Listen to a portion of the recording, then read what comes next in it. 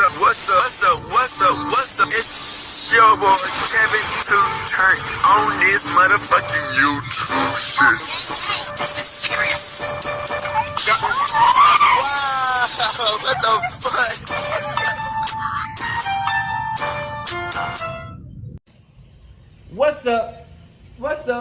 What's up? It's your boy. Can't tell you do shit. Hey man, say man, we are lit entertainment. Turn. Today, it's motherfucking day. Straight here outside, big crib. Out here in the gang. Ooh, outside shit, man. Hey man, say man, free Palestine, free Congo, Russia, do your thing, and Texas stand the fuck up, man. These days is a new day to be a better version of yourself.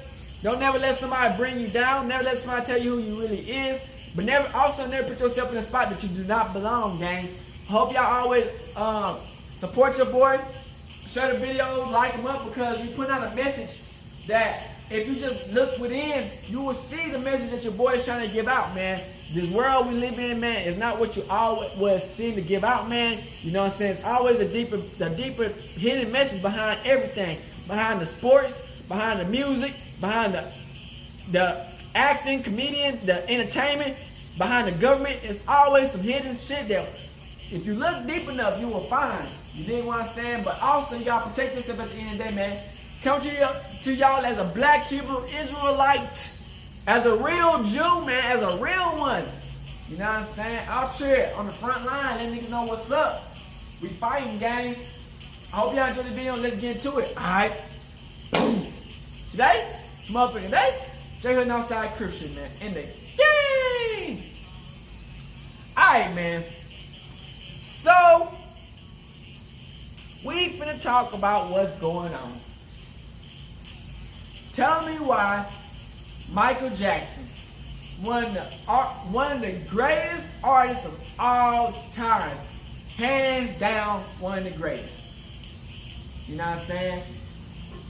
In any artist platform, no matter what it is, the greatest, one of the greatest. Not one of the greatest. You know what I'm saying? Of artists. You know, God bless Michael with a gift that changed the whole world.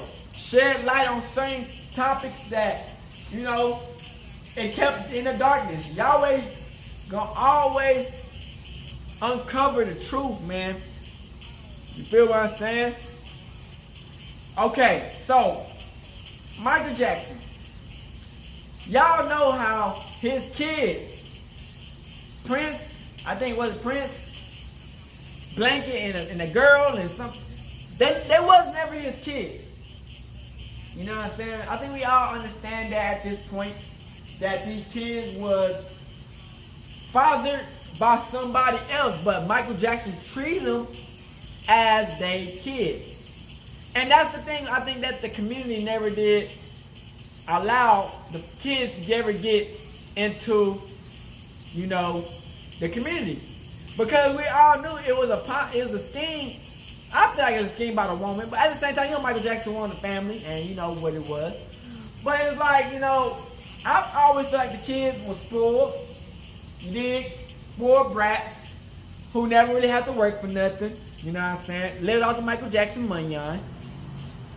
But that all has changed.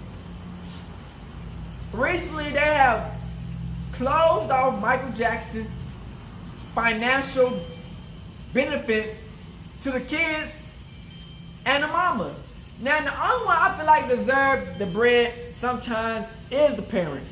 But at the same time, you know, the parents does be in a situation to where the kid don't get along with the parents. You get what I'm saying? So it's always some, you get it. You did. But it's like, you know, Michael Jackson's mom has also been cut off from the benefits that Michael Jackson left behind. Because the IRS, the government, is assholes. You know what I'm saying? I guess they claiming that Michael Jackson crib, you know what I'm saying, all back pay. Because how big it is. Pause. And you know, we gonna look through this shit about also the shit that went behind scenes that Michael Jackson was trying to warn us, and Katt Williams and other celebrities had to tell us about Michael Jackson's career and what he was trying to tell us about what's going on. And also, we're gonna learn about Michael Jackson, his original family, his black family, about how they became not so good, financially stable, and how it kind of fucked up their life, and how they kind of always kind of wanted to be Michael Jackson, but never was Michael Jackson. So I hope y'all enjoyed this video, man. Make sure you like and subscribe. And hey, the real gonna be the real. You dig what I'm saying? I think we all know that Michael Jackson's taken out by the government and the elites who run the whole system. So, hey man, let's get into it.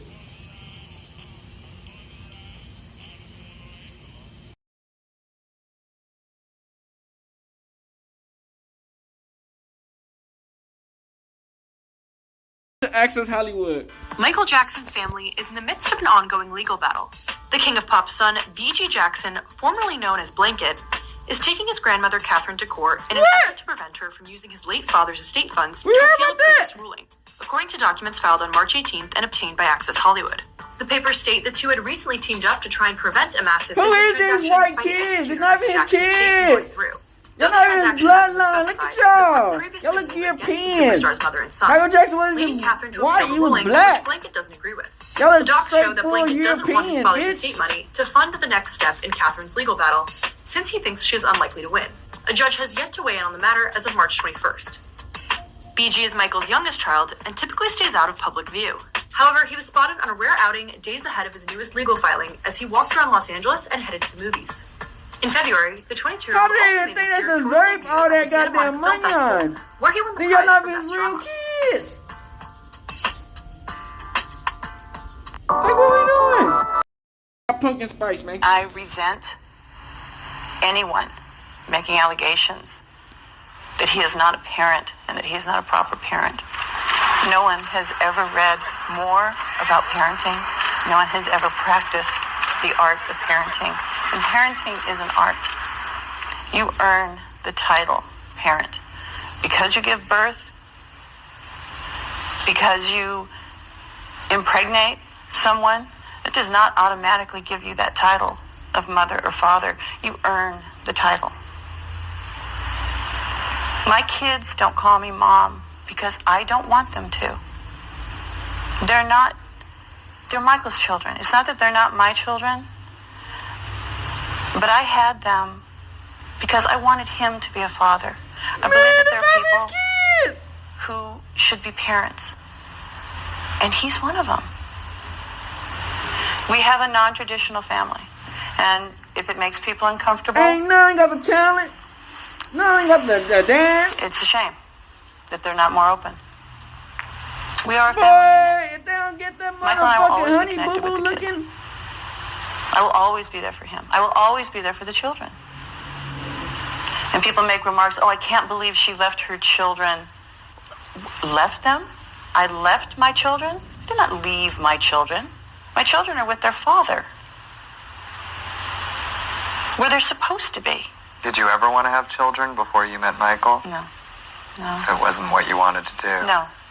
No, these are the ultimate love children. I remember the conversation. And I said, let me do this for you. Sperm donor. And he said, you do this for me? And I said, yeah. Please let me do this for you. I mean, fucking Michael Jackson. And he said, why? I love you. Why else? I did not do this to be a mother. You kind of wanted to get back to having a normal life again, like you had way before that whole thing happened. Yeah, I thought that would be really possible. Did you want to date again? Other guys? No. He's a really tough act to follow. You know, and when someone cares about you, even on a friendship level, it's a hard act to follow. Very hard act to follow. How often now do you see the children and Michael? Is she I dead have a flat now? answer for that. The fuck, nigga? We haven't heard shit about her. That I don't. Because if I say yes, how often? What do you do? It's more invasion. Mm-hmm. So I'm going to have to go with my answer. I don't. You don't Shout out to Wild Media. Michael Jackson's mother, Katherine Jackson, and his 3 children, Paris, Biggie, and Prince, have been cut off from receiving funds from his estate due to an ongoing dispute with the IRS. After Michael Jackson's death in 2009, his 3 children became beneficiaries of his estate, while Katherine Jackson became the sole beneficiary of a subtrust in his will. However, an IRS audit of the estate's federal estate tax return in 2021 claimed that the estate had significantly undervalued its assets, leading to an additional tax bill of $700 million in taxes and penalties. Yeah, the IRS estate is a contested bitch. the IRS's assessment and initially won. However, it has since filed a motion for reconsideration concerning the valuation of Jackson's music catalog owned by Sony Music. Currently, the case is unresolved, and the estate's final value has not been determined. As the legal process continues, attorneys have requested that part of Jackson's estate remain subject to administration to distribute to the Michael Jackson Family Trust. However, executors John Branca and John McClain have rejected this request, stating they cannot determine a safe amount to distribute at this time. They also noted that the trust requires 20% of the estate, as valued for 20%? federal estate tax purposes, to be donated to charity before distributing the remaining assets to subtrusts. Resolving the dispute with the IRS Man, it's not about is the essential IRS. to Them determining the motherfuckers gonna charitable take any damn contribution. money out And there. until then, They'll Paris, give away to the fucking Biggie, foreign people. and They Prince, ain't gonna give it to us. all in their 20s, will not have access to money from the estate. Damn. Nonetheless, the executors have suggested that the estate could provide for Jackson's mother and children through a family allowance. Michael Jackson had Prince and Paris with his ex-wife Debbie Rowe and welcomed Biggie via a surrogate in 2002. But that's not his The kid. siblings, now aged 27, 26, Ain't got no black, and 21, not a speck of black have in him. maintained a close Let's not relationship. get fucked In up. Michael Jackson 2021, wasn't white. Prince He was reflected black on as their hell. bond, Let's be honest. stating, These "At this point ain't in got our no life, it drop of doesn't black really feel in them. like there's that hierarchy of, I'm the older brother. It's more that we're all siblings and we're kind of all They on ain't got that no same black in level 'em. where my sister has her strengths and my brother has his strengths and where I'm not as strong in certain areas. They complement me in that way." As we reflect on the current situation faced by Michael Jackson's children and mother, it's a poignant reminder of the importance of leaving a clear and unencumbered legacy for our loved ones. The Bible teaches us about the significance of providing for our families and ensuring their well-being. Proverbs chapter 13 verse 22 tells us, "A good person leaves an inheritance for their children's children, but a sinner's wealth is stored up for the righteous." This verse underscores the value of planning ahead and securing a stable future for our descendants. Furthermore, Romans chapter 13 verse 8 advises, "Let no debt remain outstanding, except the continuing debt to love one another." This scripture highlights the importance of managing our finances wisely and avoiding burdensome debt, which can hinder our loved ones' financial stability. In light of these teachings, it is crucial for parents to take steps to protect and preserve their family's inheritance.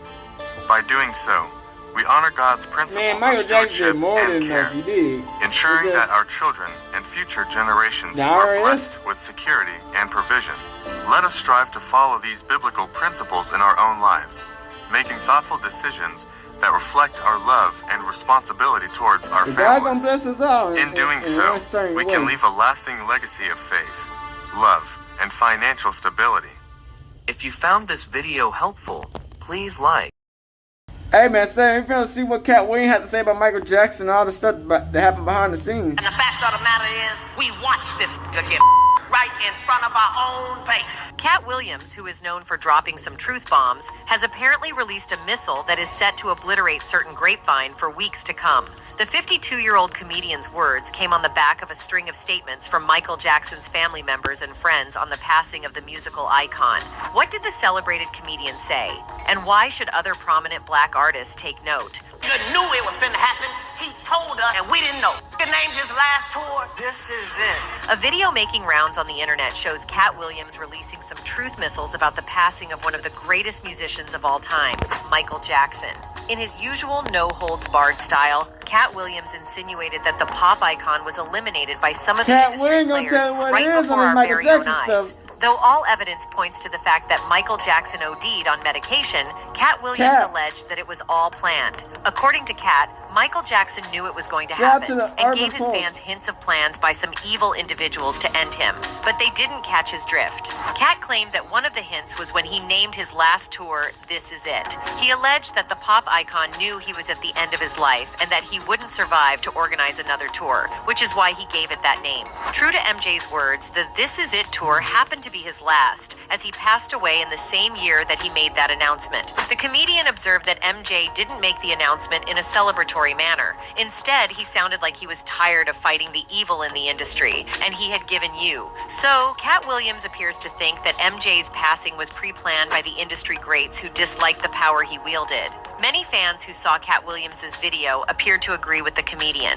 One wrote, Katt Williams is a prophetic comedian, when you got true a nigga and who funny. running the game, Another aggrieved fan also shit wrote, up for years, for the Michael white Jackson elite. was telling the world about the Elite, evil things nigga, going what? on within the industry. They assassinated his legacy when They he knew finally they was gonna take decided Michael enough was Jackson enough. out. Michael It's sad Jackson's that his black, but at childhood the end was of the day, taken man, from he still him, rep the and black no people, one no matter understood what that he happened. was the way he was because he wasn't able to experience what it was to grow up normally. Hence, his personality was stunted. He was a brilliant man-child, and his life story had a sad ending. Others also suggested that the industry didn't like people like Katt Williams for his outspokenness, which is why they tried to cancel him. A fan commented, "This is why the industry tried to cancel him. He was speaking on S they were trying to hide." Other commenters, like this fan, recounted how they took MJ's passing. They wrote, "I cried like a baby when I heard he was gone. I called my mama and cried on the phone. I'm even tearing up now." Michael Jackson was found unconscious in his Los Angeles home by his physician Conrad Murray at his Los Angeles home. The physician tried to resuscitate him, but his pulse was weak, so a call was placed to paramedics, who rushed him to the hospital, where the doctors confirmed his demise. According to medical reports, the pop icon lost his life to overdosing on the prescribed surgical anesthetics and antidepressants. The records established that his personal physician administered the to him the night before his passing, raising several eyebrows within the industry and the fandom. What many people found surprising was his personal doctor's failure to inform the paramedics and the physicians at the hospital of the he had administered to MJ the night before. Even worse, the coroner's report indicated that the doctor had injected MJ with lethal levels of the medications. These revelations angered many fans, and they started calling for Conrad Murray's head. Soon, Conrad Murray was arraigned before the court and charged with voluntary manslaughter. The physician pleaded not guilty and told the press, "I have done all that I can do to help the police. I told the truth, and I have faith the truth would prevail." Murray's trial lasted for 6 weeks, with the jury given an extra 2 days to deliberate on the matter. On the 29th of November 2011, Murray was convicted and sentenced to 4 years in prison for voluntary manslaughter. The prosecution argued that it was Murray's injections that caused the icon to lose his life and therefore pushed for a stiffer punishment. However, the doctor's defense argued that he should be put on probation instead of prison because he had no criminal record. As expected, the 4-year sentence angered the family and fans as they thought that Dr. Conrad deserved worse punishment than what was handed to him. The rumor mill then went into overdrive with a million explanations and theories about MJ's passing. One prominent theory surmised that MJ was eliminated on purpose, and the doctor was in on the act all along. They questioned why a doctor of his reputation would administer higher levels of because he got paid to do it by the government. They also wondered why he didn't inform the paramedics and physicians of the OD so they could start emergency procedures to reduce the effects of the overdose in his system. Many conspiracy theorists thus concluded that Dr. Murray was in on the act of MJ's elimination. Probably he was promised he wouldn't get a stiffer punishment and would be set up for life, which is why he accepted the job. Others also thought that the doctor was just a fall guy and that he was set up by the elite to get rid of Michael Jackson, a sentiment that the late singer's sister, LaToya Jackson, shared. LaToya, who attended every court hearing in the company of her family, tweeted several times, clamoring for help to get justice for her late brother. She thought that MJ was a victim of greedy and selfish people who didn't want to see him succeed in the industry.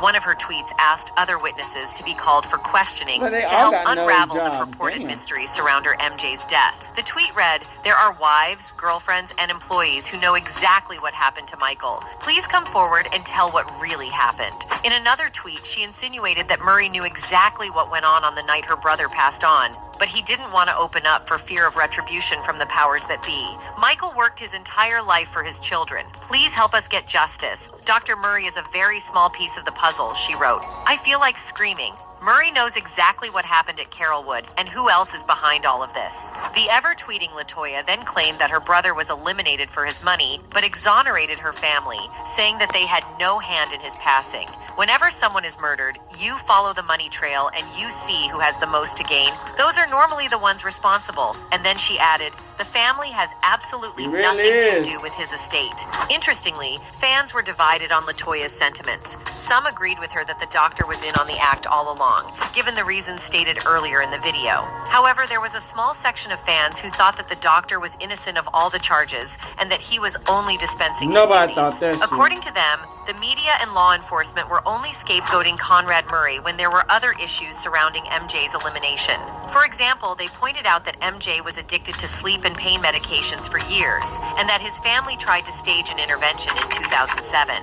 However, their efforts were thwarted when they got to the gate of the estate, only to be turned away by his security. They also claimed that several medications were found at the singer's residence after he passed, most of them under fraudulent names. According to one 2004 police report, the late singer was taking up to 40 anti-anxiety medications. Thus, the fans believed that Dr. Murray was only a victim of circumstance and should be left off the hook with a slap on the wrist. However, Paris Jackson, MJ's daughter, didn't side with such sentiments. Like LaToya, she believes that her father was assassinated by people who were after his money and legacy. In an interview with Rolling Stone, Paris claimed that all the pieces of evidence pointed to the fact, and only true fans would know it. Absolutely, my dad was eliminated. Because it's obvious. All arrows point to that. It sounds like a total conspiracy theory, and it sounds like BS, but all real fans and everybody in the family know it. It was a setup. It was BS. However, unlike some fans and her aunt LaToya, Paris didn't want to place the blame squarely at the feet of Dr. Conrad Murray. She thought that the whole thing was a chess game that involved many people who had or wanted a stake in MJ's estate. So, she didn't think it was one person, but a lot of people. Interestingly, Paris gave a hint that she knew more than what she was telling. Her claim that it was a chess game suggests that the whole plot is complex, and giving out secrets might only muddy the waters. After all, nobody would want to take the fall for eliminating the musical icon. His fame and worldwide reach could spell doom for anyone who openly tried to end him. Thus, all the perpetrators would prefer to remain in the shadows and pull strings to get things done, at least in Paris's worldview. So, she preferred to keep all that she knew to herself and hoped that she could bring justice to her father when she also became rich and powerful. And if she didn't, the 25-year-old model hoped that someday her dad would get the justice he deserved. Speaking to Rolling Stone magazine, the model and actress said, I definitely do want justice, but it's a chess game, and I am trying to play the chess game the right way. And that's all I can say about that right now. Paris also claimed that she hadn't healed or recovered from her father's demise, but she's learned to live with it. They always say, time heals, but it really doesn't. You just get used to it. I'll live life with the mentality of okay. I lost the only thing that has ever been important to me. However, Janet Jackson, the baby of the Jackson family, had a different approach to the demise of the brother that she loved dearly and was close to. She apparently didn't want a part of all the conspiracy theories and media coverage that were raging about MJ that she had to turn off the TV. According to her, the whole stuff was driving her crazy, and thus, she had to tune out of the madness that was going on around her. She explained that she didn't have that proverbial thick skin to accommodate all the gossip, back and forths, and conspiracies. People can have rhinoceros skin, but there's a point when something's going to hurt you. Not everyone is stone. She claimed that her only source of news on what was going on in America and around the world was her chef. Janet chose to use the time to fondly remember her brother. She recalled the last time she saw him, which was on the 14th of May, 2 days before she turned 43. The occasion was a family celebration, and the kids were running around having a field day in the house. According to Janet, He and Michael taunted and teased each other while they ate Thai food. After the celebration, she left for her house but kept calling her beloved brother, telling him how great the occasion was. A few days after the celebration, Janet flew to Atlanta to work on Tyler Perry's Why Did I Get Married Too, but still kept in touch with her brother. It was on the set that she got the call that MJ had gone on to eternity. She quickly left the set and returned to LA to join her family, who had gathered for a private family grief, with the paparazzi in attendance. One event at the private ceremony that moved all and sundry to tears was when the then 11-year-old Paris walked up to the microphone and chimed in, "Daddy has been the best father you could ever imagine," before holding on to Janet for support. Recounting that precious moment, the Scream hitmaker said she was very proud of her niece for eulogizing her father in the grandest way she could. She said of Paris, "People said to me that Michael's daughter speaking really gave them a sense of how he was as a father," in her words. Paris is incredibly smart. They are all so smart. She's a sweet girl. The kids are doing well. They're with all their cousins. That family love will keep them going. After the event, Janet just said a few words to the media and then headed back to Atlanta to finish shooting the movie. To cope with her brother's passing, the Grammy Award winner resorted to work, penning several albums, starring in TV commercials, and headlining concerts. She still misses her brother and hopes that she one day gets to meet him again. Janet appears to sincerely not weigh in on all the brouhaha surrounding MJ's demise, but not all her family members have that calmness, and certainly not her fans. Kanye West, notorious for his controversial tweets, also suspected foul play in the demise of the pop icon. Taking to Twitter, the rapper claimed that her now ex-wife Kim Kardashian saved his children and that MJ gave him hints of who was behind his demise. He wrote in a bizarre tweet, "MJ told you about Tommy before they killed him. Kim saved my daughter's life in the name of Jesus. It's God's choice only. I will live for my children, Chris, I'm in Cody, if you're not planning another one of your children's Playboy shoots." Kanye was referring to Tommy Mottola, the former CEO of Sony, who had fallen out with Michael Jackson before his demise. However, many fans took Kanye's rants with a grain of salt as they were now accustomed to them. Nevertheless, a few fans felt that Ye knew what he was about, and his revelations shouldn't be taken as the ramblings of a patient with mental issues. According to them, Kanye was in the same industry, in fact, a core part of the industry. Therefore, he knew what was going down.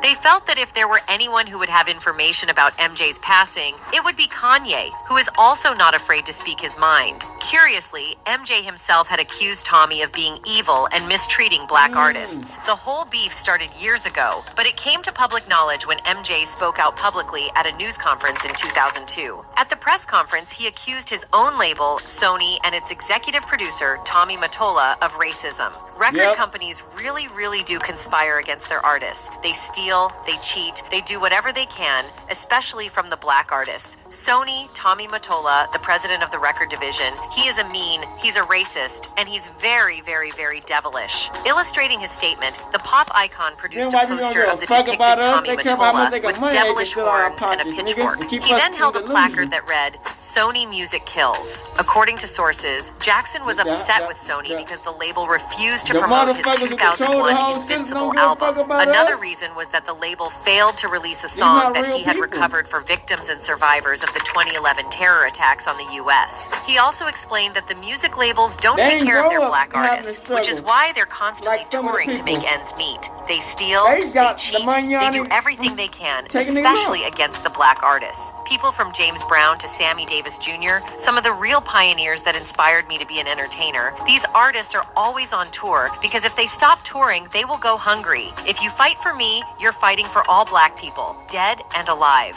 To add salt to injury, Jackson's negotiations with his label regarding the licensing of his album masters went south, leaving him no choice but to contract with Sony. As a result, the bad singer refused to tour with the album. Jackson also once accused Tommy of using the N-word on an unnamed artist under the label. Though Michael's friend, Rev Al Sharpton, supported Michael's issues with the record label, he didn't like what he said about Tommy Mottola. In his view, Tommy was a good guy who helped black artists and promoted black artists. Rev Sharpton explained, "Tommy was the first record executive to step up and offer to help us with respect to to corporate accountability when it comes to black music issues. I have known Tommy for 15 or 20 years, and never once have I known him to say or do anything that would be considered racist. I didn't know that Michael planned to personally attack Tommy, but nobody tells Michael Jackson what to do. Sony also defended their CEO by releasing a statement claiming that Michael Jackson's comments were ludicrous and hurtful, to say the least. They claimed that Mottola was a well-respected employee who sought the progress of JM and all other artists on the label. They accused MJ of abusing the power that came with being a celebrity to slight the character of a hardworking individual like Mottola. They then labeled Jackson's claims as bizarre and indicated that his issues probably didn't lie with the marketing or distribution of his album Invincible, but elsewhere. Rev Al Sharpton then claimed that he'd received a flurry of phone calls from industry players and big artists expressing their disappointments in MJ's outbursts concerning Jackson's rants. However,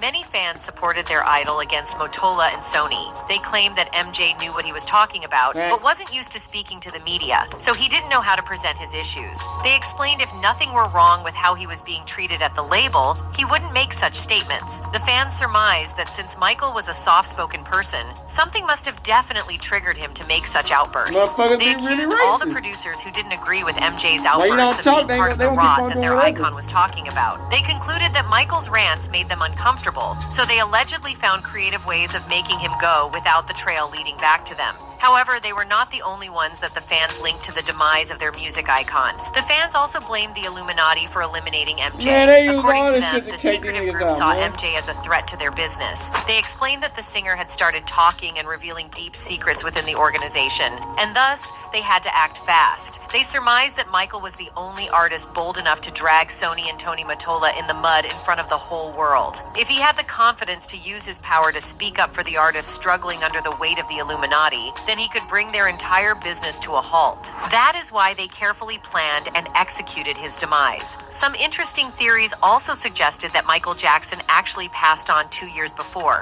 in 2007. According to theory, Michael was replaced by a body double at the O2 Arena to promote his tour. They claimed that Michael looked taller than usual and his fingers looked stumped. Moreover, he arrived at the venue 90 minutes late, led the crowd in a few minutes of "This Is It" chant, and disappeared right after that. Other sources also claim that the musician was alive in Mexico. They based their theory on one man who claimed he saw the late pop star entering Mexico on the day that his passing was announced. However, up until now, no one in the country has laid their eyes on the pop icon. However, one of the most outrageous and downright mundane theories that surrounded MJ's demise was its link to the former president of Iran, Mahmoud Ahmadinejad. According to the theorists, the former president eliminated Michael Jackson to shift attention from the woes he was facing in his country. At the time, Ahmadinejad's popularity was waning, and pockets of protesters were organizing rallies to oust the former leader. However, when MJ passed on, the global attention was shifted to him, with the Iranians momentarily forgetting about politics in their country.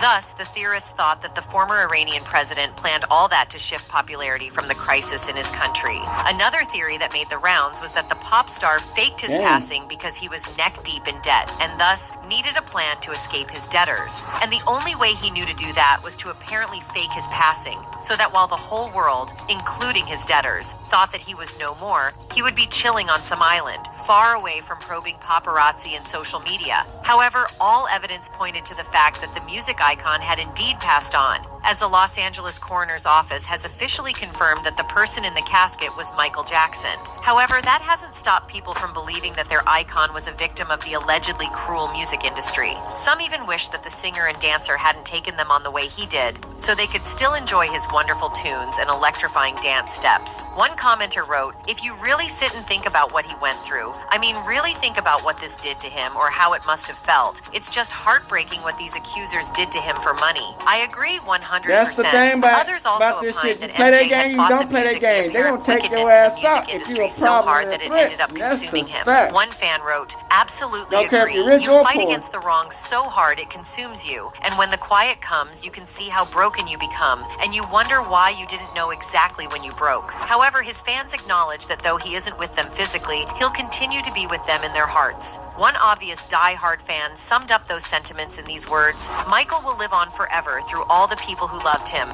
RIP MJ." And with these solemn words, we draw the curtains on today's video. Thanks for watching. Yeah. See you in the next one. Michael Jackson the GOAT.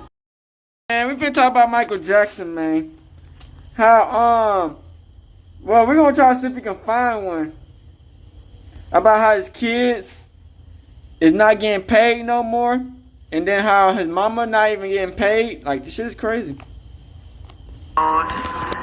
I haven't had what you've called an ordinary life.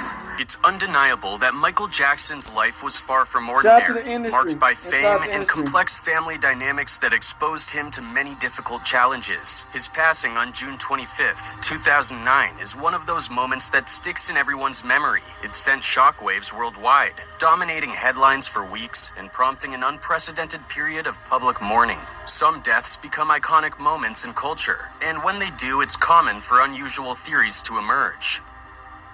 Thinking that Michael Jackson is not dead, you know?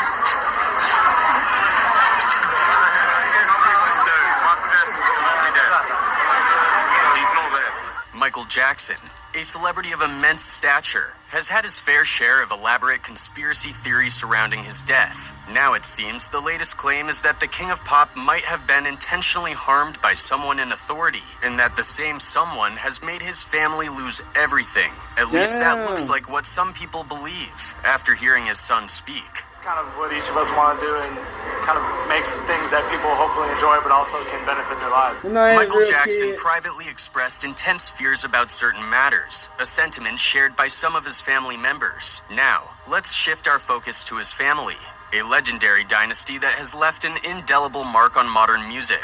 From their early Motown success as the Jackson 5, to Janet's groundbreaking achievements, and Michael's lasting legacy as the King of Pop. One thing they couldn't take Their away impact is undeniable. However, despite their status as music legends, the family members haven't always enjoyed a lifetime of financial security. Some have faced persistent financial challenges as their stardom waned. But despite all of that, they appeared to stick together. He did not want to be the one, in his words, that harmed Michael Jackson. Do you not believe him when he says that? I do not believe him when he says that, because we know our brother. Bankruptcy, foreclosures, divorce settlements, and unpaid child support. These are the financial struggles that have shaped the less fortunate members of the Jackson family dynasty. Let's first talk about the oldest Jackson, Jackie Jackson. Originally, Jackie had aspirations of becoming a professional baseball player. However, in 1964, he abandoned that dream to become one of the founding members of the Jackson 5, contributing his falsetto vocals.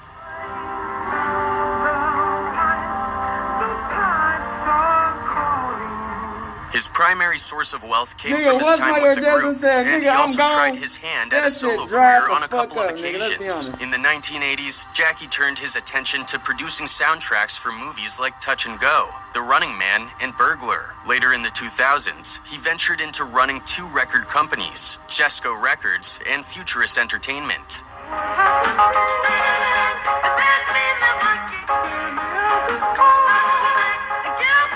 Although it seems that his previous record labels are no longer in operation, in a recent interview, Jackie was asked whether he would prefer to have the life of his highly successful younger brother, Michael Jackson. He responded by saying that's what everyone in this industry desires. Today, he is active as a producer and runs the record label Critically Amused, which is notably known for representing the hip-hop duo Gold Lemonade. Gold Lemonade is a group, a duo. Is Leah, DJ producer, female DJ producer, and myself, Jag, a vocalist. Jackie also took on a role in and served as an executive producer for The Jacksons, a family dynasty docuseries. He continues to perform alongside his brothers in shows worldwide, opting to maintain a relatively low profile, which is reflected in his relatively modest estimated wealth. His personal life remains mostly private. Notably, according to the Jacksons' website, Jackie has been actively involved in philanthropic endeavors, raising substantial sums of money for cancer, diabetes, and AIDS research. Additionally, he has contributed as a board member to the music-oriented nonprofit organization It's Time for Kids. His career is nowhere near Michael Jackson. That's what I mean. That's why I dried up. It's nowhere near what Michael Jackson was, but it's understandable. Michael Jackson.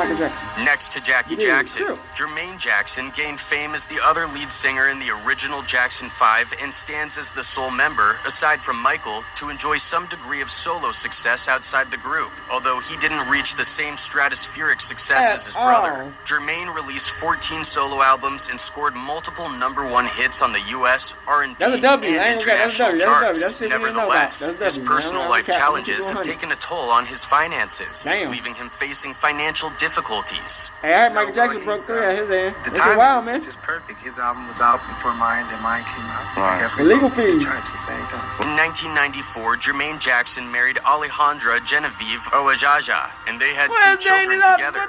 However, when they divorced in 2003, Jermaine purchased his brother Tito Jackson's Calabasas home for $550,000 and was required to pay $3,000 per month in child support. Despite earning $450,000 for his appearance on the UK Celebrity Big Brother in 2007, Jermaine asserted that he had not earned any income the following year and sought to have a judge reduce his monthly support payments. This is what his attorney said live in an interview.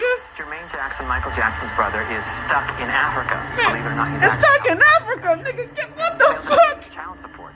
During that period, Jermaine stated that his monthly expenses amounted to $3,000 while his income was only $1,000. Nevertheless, he was eventually ordered to pay Oajaja a sum of $80,000 in overdue child support payments. Jermaine expressed his frustration, saying, "I'm not rich like Michael." In 2013, he encountered legal troubles once more, facing the possibility of jail time for failing to pay $12,000 in child support despite having spent $160,000 on a new Ferrari. He further said, "I do not object to an appropriate level of child support. However, the reality is that Alejandra has knowingly misled this court into believing that I have income which I do not. I currently do not have any employment. Thus, I find myself in a catch-22 situation where, while I need money, I also need to be very cognizant of what employment I do undertake so as not to degrade my market value and ability to obtain legitimate work in the future." Apart from his earnings from UK reality shows, Jermaine has made several television appearances over the years. In 2008, he participated in the reality TV series On Country. Additionally, he starred in and served as an executive producer for the docuseries The Jacksons, A Family Dynasty.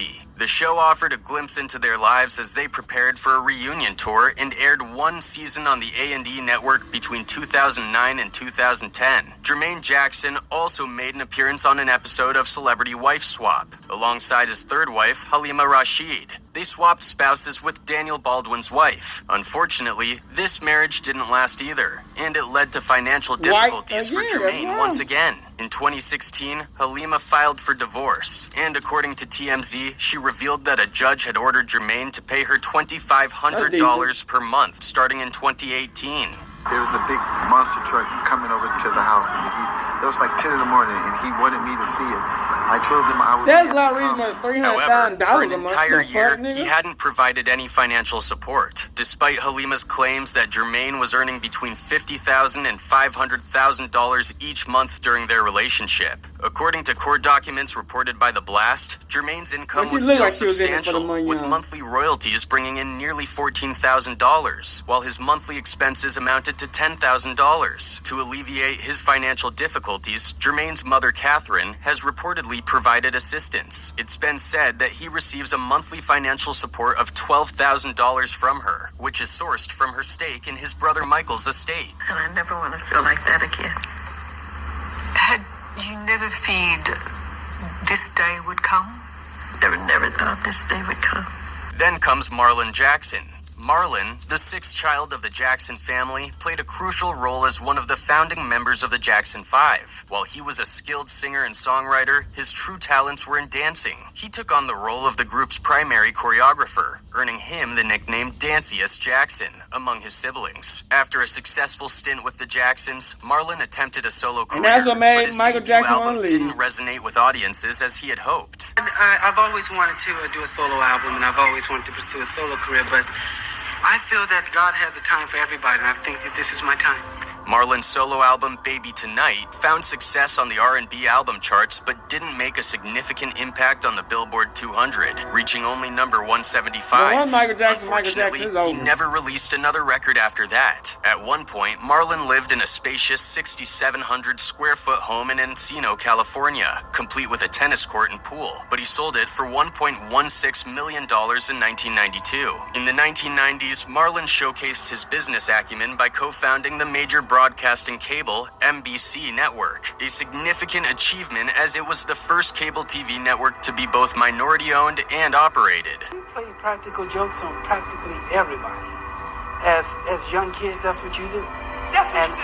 And I guess I still carry it through some from time to time. But NBC underwent a rebranding in 2004, becoming the Black Family Channel, but it was later sold in 2007. In 2008, Marlon's financial situation became so dire that he was reportedly seen working as a shelf stalker at a San Diego supermarket, as reported by the New York Post. there are some things that we do not concur with that were said about some of the executives of the estate.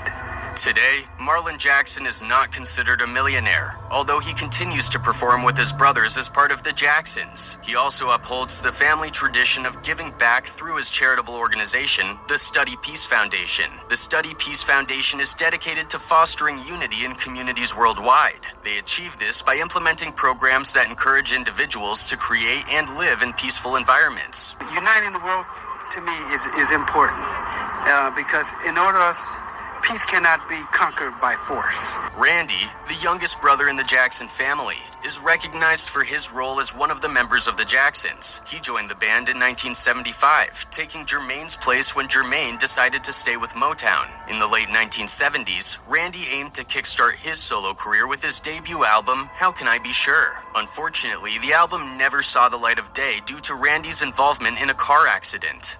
Randy Jackson, the younger brother of the late pop legend Michael Jackson, has been hospitalized in Southern California. Randy made a later attempt to revive his solo career by forming Randy and the Gypsies, a solo band that released one album in 1989 before disbanding. Subsequently, he shifted his focus to working behind the scenes in the music industry, collaborating with his brother Michael on songwriting and recording. Additionally, Randy took on the role of director at MJJ Productions, overseeing the official MJJ Source website. Something that we've always done, something of course that my brother did on all of his career, and something that we stand for, and just continue what we do. However, it's worth noting that he has encountered both financial and personal controversies throughout his career. In January 1991, Randy faced legal troubles when he was charged with battery for assaulting his wife Eliza Schaefer and their 7-month-old daughter, Stevana. In response to these charges, he received a 2-year probation sentence and was mandated to attend a domestic violence program, which he failed to do. Later that same year, he was sentenced to 30 days in a mental hospital, and he was also required to complete the remainder of his probation along with a year-long domestic violence rehabilitation program. Randy's legal problems significantly impacted his financial situation, leading him to file for bankruptcy in 1996. This bankruptcy case required Randy to forfeit all his assets, including his shares in Modern Records Incorporated. However, in May 1998, an arrest warrant was issued when Randy failed to surrender the stock as ordered. Furthermore, in 2001, he pleaded guilty to bankruptcy fraud. This charge stemmed from his failure to disclose a $21,000 sports car as an asset in his 1996 bankruptcy filing. However, the Jackson family is not the ideal one. The Jackson siblings have always been into altercations and feuds with each other. In 1975, the Jacksons made a significant move by leaving Motown Records and signing with CBS Epic Records. Jermaine Jackson chose to stay with Motown. During the same year, the Jacksons continued as a group, and they introduced another sibling, Randy, as a replacement for Jermaine. Randy had always been part of the family's variety show and acts, but had not previously been part of the Jackson 5 due to his younger age. At the time, yes. So you did you think he had a problem at the time? Yes.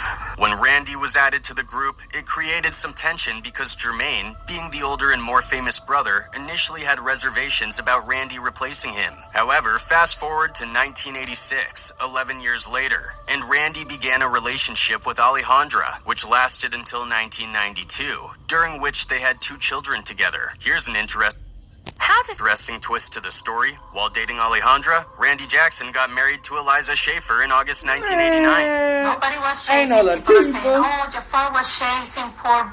Ashley. Would never do something like that or harm nobody.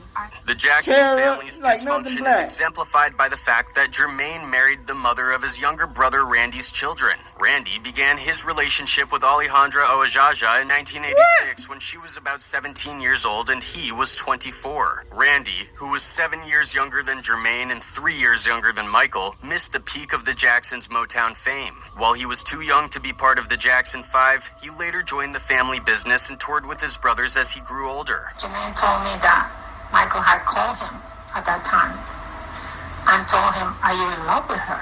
Randy and Alejandra had a lengthy relationship but never tied the knot. Alejandra said, Randy didn't treat me like I was the one. I just thought that Jermaine was different, that he was more family-oriented. In 1995, Jermaine and Alejandra secretly married. Randy, understandably, was deeply affected and devastated by this turn of events, given the complex family situation involving his ex-partner and his older brother. Once he said, Joe Blow down the street, but my brother? In the same house? She's a pig and my brother is a fool. Catherine, their mother, also had her reservations and did not warmly receive Alejandra, treating her more like hired help than a family member. Additionally, Randy withheld child support payments, a move that Jermaine found difficult to comprehend given the family's already complicated dynamics and financial struggles. The rift between the brothers had deteriorated to the point where they stopped communicating with each other. In 1997, there was a moment in the kitchen with Jackie, Tito, and Jermaine. Jermaine was deeply troubled by the prospect of having to fly with Randy and share the stage to accept their induction into the Rock and Roll Hall of Fame as the Jackson 5. The family's strained relationships had reached a breaking point, causing considerable emotional turmoil. Can't trust these whores. Holding together, but it's very tough. Sibling rivalry is a common occurrence in many families, but when both brother and sister are among the world's most renowned music icons, the dynamics can be even more complex. The relationship between Michael and Janet Jackson was undoubtedly complicated, marked by numerous dramatic highs and lows throughout the years. The last thing we said to one another was, I ain't gonna cap, that picture was like, who could be the most baddest bitch? And that, you know. I love you too, Dunk. Despite the 7-year age difference between Janet and her older brother Michael, they shared a very close bond as children. Among the large Jackson family, Janet and Michael had a unique closeness, often appearing inseparable from one another. It must be very special. Very. To have that photograph. Well, no, the last time I saw Michael was maybe a month before. As a young girl, Janet's nickname was Dunk, a term playfully derived from donkey, a nickname famously given to her by Michael. Oh, she got a dunk. I know. She got a dunk. I know. She got a dunk. Noted that many of Michael's affectionate nicknames for her were related to her backside. The nicknames may have been playful, but it appears that Michael's comments towards Janet took a hurtful turn. In a new documentary, Janet has disclosed that Michael would sometimes be cruel and engage in fat shaming towards her during their childhood. In regarding all these incidents, people started believing that these siblings have always fought just to get their hands on Michael's fame and money. One person wrote, "No wonder Michael distanced himself a little from his brothers. Sounded like too much drama that he didn't need nor wanted to be a part of." Another one added, "I've never cared for Jermaine or Randy. Jermaine seemed to be always jealous over Michael. Michael was my number one, and I thought Marlon and Jackie were cool people. Serious allegations against MJ have had a significant impact on the Jacksons. Regardless of MJ's presence, the family has faced numerous challenges. Therefore, the unity within the family holds paramount importance, as it can either lead to losing or gaining everything." Damn.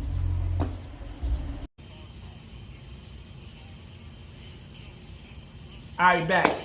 So we can see from that bitch, no kissy cat. They all want Michael Jackson gone. Let's be honest. You know what I'm saying? We ain't stupid. We know that the elites wanted Michael Jackson gone because how much influential and power he had, how much control he had over the world population, and how much he really controlled a lot of the musical backgrounds and games that, as far as the Beatles and You Did Crip and the other financial gains he had in the tuck. You know what I'm saying? But, you know, we always knew that once a black man get to a same amount of power, that y'all will eventually take us out.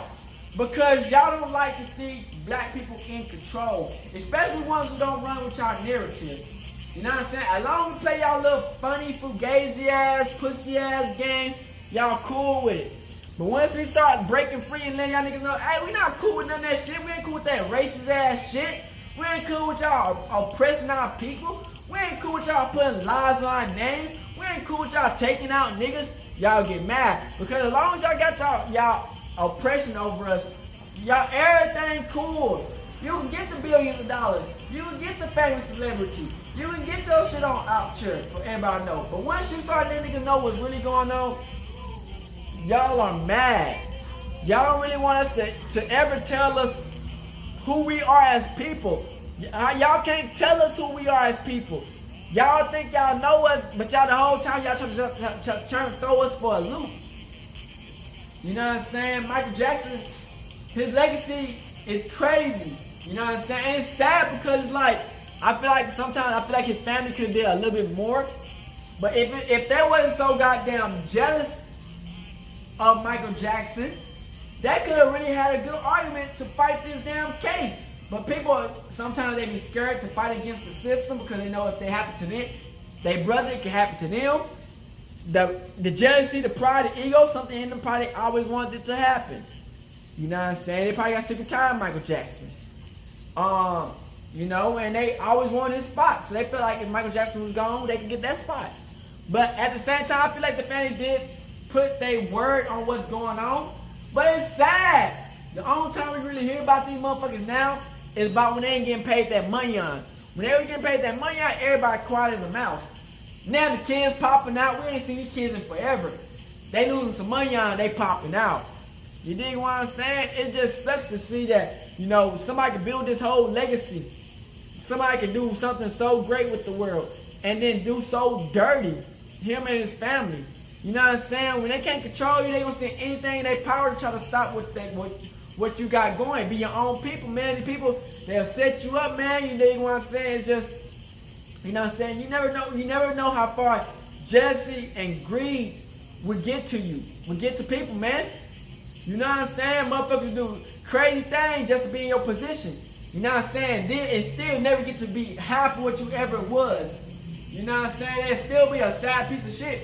Even if they try to take you out. You know what I'm saying? It's just motherfuckers these days, man, they got a mission that if they can't have it, nobody can have it. You know what I'm saying? And, you know, God gonna always try to spread light on the truth. Y'all might try to hide it, put the fake lies on it, chop it up and make it look nice. It don't matter because at the end of the day, man, we know what really happened. The fans, deep down inside, all know that the government and the elites and the secret organizations, they all had their hand in the pie. And once they get done with you making that money on, they'll get rid of you easily. Especially when you're trying to expose them and you done making money on with these niggas. Oh yeah, they done with you. You dig what I'm saying? Michael Jackson will never be replicated. Michael Jackson probably would be the one and only kind of type of person that he was, you know. We fuck with the black Michael Jackson, you know, the white Michael Jackson. We still fuck with him, you know. We accept Michael Jackson for who he really is, you know. The birth to the Lago. You know what I'm saying? Lago. Shit, you know, that happens. You know, I've seen people, countless people who was black and their skin just start turning white. But people don't understand that in the Bible, everybody was black. The only time that somebody turned white was when they had leprosy.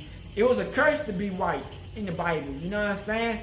So it's just, you know, we prayers out to Michael Jackson and his family and the people who go through vertigo.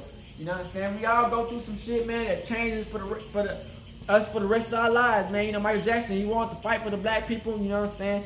I feel like he did kind of let the fortune and fame kind of change him because, you know, he had all that power and money on him to help the world out. But he decided to get this billions of dollars of worthless ass materialistic shit that didn't matter worth shit. You know what I'm saying? So I feel like Michael Jackson could have did a little bit more at the end. But at the end of the day, Michael Jackson did put light onto the issues of these white label owners who put people in death contracts who don't really like us, who's racist as hell. The whole reason is to make money off of us. If they can't make money off of us, they don't want us. You dig what I'm saying? So that white dude that they were saying in this whole video, Tommy whatever, he was racist, man. That nigga knew what he wanted, get the bag, and once he got the bag off of niggas, it's done.